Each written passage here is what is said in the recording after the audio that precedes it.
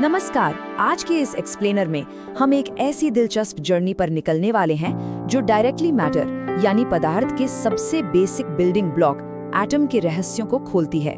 Specifically हम Niels Bohr के उस आइकॉनिक मॉडल को डिकोड करेंगे जिसने साइंस की दुनिया को सच में हमेशा के लिए बदल कर रख दिया। अगर कभी ये ख्याल आया हो कि एक छोटे से एटम के अंदर आखिर चल क्या रहा है, तो चलिए इस कॉन्सेप्ट को आज बिल्कुल क्लियर और इंटरेस्टिंग बनाते हैं।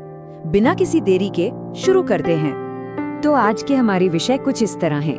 पहले हम इलेक्ट्रॉन पाथ की खोज देखेंगे, फिर बोहर मॉडल के मेन सिद्धांत, उसके बाद बदलते ऊर्जा स्तर यानी एनर्जी लेवल्स, फिर हम समझेंगे कि ये मॉडल कहाँ फेल हो जाता है और आखिर में एटॉमिक थियरी का विकास कैसे हुआ। चलिए आगे बढ़ते हैं। ओके, तो हमारे पहले सेक्शन पर आते हैं, इलेक्ट्रॉन पाथ की खोज। देखिए, साइंस में कोई भी बड़ा ब्रेक थ्रू अचानक हवा से नहीं आता, राइट? ये हमेशा पिछली खोजों पर बेस्ड होता है। जैसे 1897 में जे थॉमसन ने कैथोड रे एक्सपेरिमेंट से इलेक्ट्रॉन की खोज की। फिर 1915 से ठीक पहले अर्नेस्ट रदरफोर्ड ने अपना फेमस न्यूक्लियर मॉडल पेश किया, जिसमें बताया गया कि एटम के सेंटर में एक पॉजिटिवली चार्ज्ड न्यूक्लियस होता है। लेकिन इस मॉडल में एक बहुत बड़ी प्रॉब्लम थी और यही एंट्री होती है नील्स बोर की, जिन्होंने 1915 में फिक्स्ड ऑर्बिट्स का एक बिल्कुल नया क्रांतिकारी कॉन्सेप्ट दुनिया के सामने रखा। अब वो प्रॉब्लम आखिर थी क्या? रदरफोर्ड का मानना था कि negatively charged electrons positively charged nucleus के आसपास बस ऐसी रैंडमली घूमते रहते हैं। पर जरा सोचिए, अगर वाकई ऐसा होता तो इलेक्ट्रॉन्स लगातार एनर्जी लूज करते और आखिर में जाकर सीधा न्यूक्लियस से टकरा जाते। बूम! एटम तो कोलैप्स ही हो जाता। बोर ने इस फंडामेंटल फ्लॉ को पकड़ा। उन्होंने समझाया कि इलेक्ट्रॉन्स रैंडमली नहीं घूमते, बल्कि कुछ निश्चित फिक्स्ड सर्कुलर शेल्स या ऑर्बिट्स में ही घूमते हैं। ये एक छोटी सी डिटेल थी, पर इसने सब कुछ बदल दिया। तो अब आते हैं सेक्शन 2 पर, बोर मॉडल के पोस्टुलेट्स यानी इसके मूल नियम। बोर के इस मॉडल के 4 मेन पिलर्स हैं। पहला, इलेक्ट्रॉन्स हमेशा न्यूक्लियस के चारों तरफ एक डेफिनेट सर्कुलर पाथ में घूमते हैं, जिन्हें हम ऑर्बिट्स कहते हैं। दूसरा, हर ऑर्बिट की एक फिक्स्ड एनर्जी होती है। तीसरा पॉइंट बड़ा ही इंटरेस्टिंग है, जो इलेक्ट्रॉन न्यूक्लियस से जितना दूर होगा उसके पास उतनी ही ज्यादा एनर्जी होगी। और चौथा पॉइंट, जो इलेक्ट्रॉन्स न्यूक्लियस के पास हैं, उनमें एनर्जी कम होगी। इसे एक मल्टी स्टोरी बिल्डिंग की तरह समझा जा सकता है।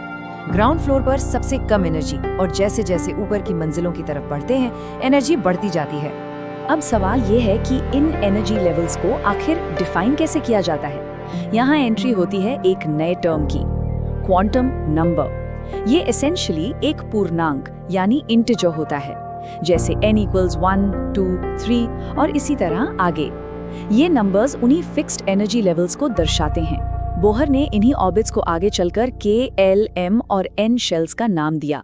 तो अगर n = 1 है तो इसका सीधा सा मतलब है K शेल। ये न्यूक्लियस के बिल्कुल साथ वाला सबसे पहला और सबसे करीब का ऑर्बिट है, और क्योंकि ये पॉजिटिवली चार्ज्ड न्यूक्लियस के सबसे पास है, इसलिए यहाँ एनर्जी का लेवल स्ट्रिक्टली सबसे कम होता है।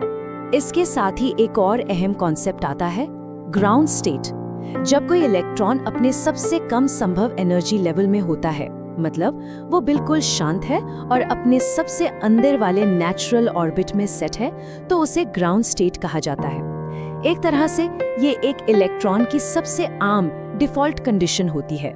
1 मिनट रुककर इस पूरे स्ट्रक्चर को विजुअलाइज करते हैं। एटम का ऑलमोस्ट सारा का सारा मास उसके सेंटर में यानी कोर में पैक होता है, जहां भारी प्रोटॉन्स और न्यूट्रॉन्स बैठे हैं, और उनके ठीक चारों तरफ ये नेगेटिवली चार्ज्ड हल्के फुल्के इलेक्ट्रॉन्स अपनी निश्चित कक्षाओं में लगातार रेस लगा रहे हैं। मास के मामले में इलेक्ट्रॉन्स भले ही ना के बराबर हों, लेकिन वो न्यूक्लियस के बाहरी पॉजिटिव चार्ज को इलेक्ट्रिकली बिल्कुल परफेक्टली बैलेंस करके रखते हैं। कमाल का सिस्टम है ना?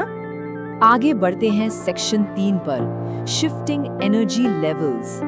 तो क्या ये इलेक्ट्रॉन्स एक ही शेल में हमेशा फेज रहते हैं? बिल्कुल नहीं।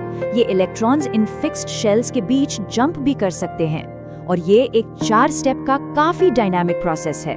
पहला स्टेप, इलेक्ट्रॉन को बाहर से आवश्यक एनर्जी मिलती है। दूसरा, एनर्जी मिलते ही वो एक्साइट हो जाता है और तुरंत एक हायर एनर्जी लेवल वाली कक्षा में छलांग लगा देता है। तीसरा स्टेप, थोड़ी देर बाद वो उस एक्स्ट्रा एनर्जी को खो देता है। और चौथा स्टेप, जैसे ही एनर्जी लूज होती है वो वापस नीचे अपने पुराने लोअर एनर्जी लेवल पर गिर जाता है, बिल्कुल एक ट्रैम्पोलिन पर उछलने जैसा। लेकिन यहाँ एक छोटा सा कैच है, बोहर का ये एलिगेंट मॉडल आखिर कंप्लीटली वर्क कहाँ करता है? हाइड्रोजन, लिथियम आयन और हीलियम आयन, इन सब में एक चीज बिल्कुल कॉमन है, वो ये कि इन सब में सिर्फ और सिर्फ एक इलेक्ट्रॉन होता है। तो बेसिकली बोहर का मॉडल इन्हीं सिंगल इलेक्ट्रॉन प्रजातियों यानी हाइड्रोजन लाइक स्पीशीज के लिए एकदम परफेक्ट और एक्यूरेट कैलकुलेशंस दे पाता है। और यहीं से निकल कर आता है हमारा अगला पॉइंट, सेक्शन 4, ये मॉडल कहाँ फेल हो जाता है। अब हर साइंटिफिक मॉडल की तरह इसकी भी अपनी कुछ लिमिटेशंस थी। जब इस मॉडल को रियल वर्ल्ड की थोड़ी कॉम्प्लेक्स सिचुएशंस में टेस्ट किया गया तो इसकी कैलकुलेशंस फेल हो गए। जैसे कि ये ज़ीमान इफेक्ट को नहीं समझा सका, जहां मैग्नेटिक फील्ड लगाने पर स्पेक्ट्रम स्प्लिट हो जाता है। फिर स्टार्क इफेक्ट, जहां इलेक्ट्रिक फील्ड का इस्तेमाल होता है, वहां भी ये विफल रहा। और सबसे बड़ी बात, जब बड़े एटम्स की बारी आई जिनमें एक से ज्यादा इलेक्ट्रॉन्स होते हैं, तो उनके कॉम्प्लेक्स स्पेक्ट्रा को बोर का मॉडल बिल्कुल भी एक्सप्लेन नहीं कर पाया।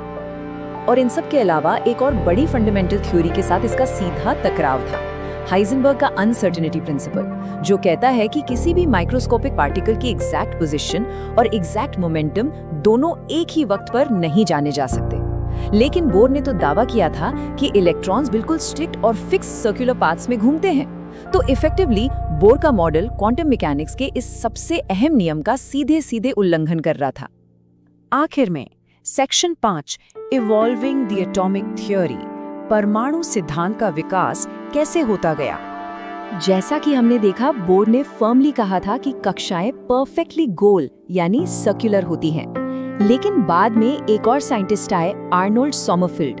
उन्होंने इसमें एक जरूरी मॉडिफिकेशन किया और बताया कि नहीं, इलेक्ट्रॉन्स एक्चुअली अंडाकार यानी एलिप्टिकल ऑर्बिट्स में भी मूव करते हैं। हालांकि सोमरफेल्ड के इस नए आइडिया ने अपने खुद के नए पैराडॉक्सेस खड़े कर दिए, लेकिन इस पूरे प्रोसेस ने एक बात साफ कर दी कि एटॉमिक थ्योरी किसी एक जगह रुकी नहीं थी, वो लगातार आगे विकसित हो रही थी। अब इतनी सारी कमियों के बावजूद बोर की एक ऐसी लेगेसी है जिसे विज्ञान कभी नहीं भूल सकता। उन्होंने हमें ये सिखाया कि किसी भी तत्व यानी एलिमेंट के प्रॉपर्टीज इस बात से तय होते हैं कि उसके सबसे बाहरी ऑर्बिट में कितने इलेक्ट्रॉन्स हैं। सोचिए, इस एक सिंगल इंसाइट ने मॉडर्न केमिस्ट्री को देखने और समझने का पूरा नजरिया ही बदल कर रख दिया। ये अपने आप में एक रियल गेम चेंजर था। तो इस पूरे एक्सप्लेनर की आखिर में एक बड़ा ही गहरा सवाल छोड़कर जाते हैं। अगर बोर का मॉडल टेक्निकली फ्लॉड है, उसमें इतनी सारी खामियां हैं और वो क्वांटम मैकेनिक्स के मेन नियमों को तोड़ता भी है, तो फिर आज भी जब हम किसी एटम के बारे में सोचते हैं तो दिमाग में वही बोर मॉडल वाला चित्र क्यों भर कर आता है? शायद ये इस बात का सबसे बड़ा प्रमाण है कि विज्ञान में कभी-कभी एक इम्परफेक्ट मॉडल भी समझ को आगे बढ़ाने और नई खोजें करने के लिए एक शानदार और बेहद जरूरी स्टेपिंग स्टोन साबित होता है। आज के इस एक्सप्लेनर में बस इतना ही। Keep learning,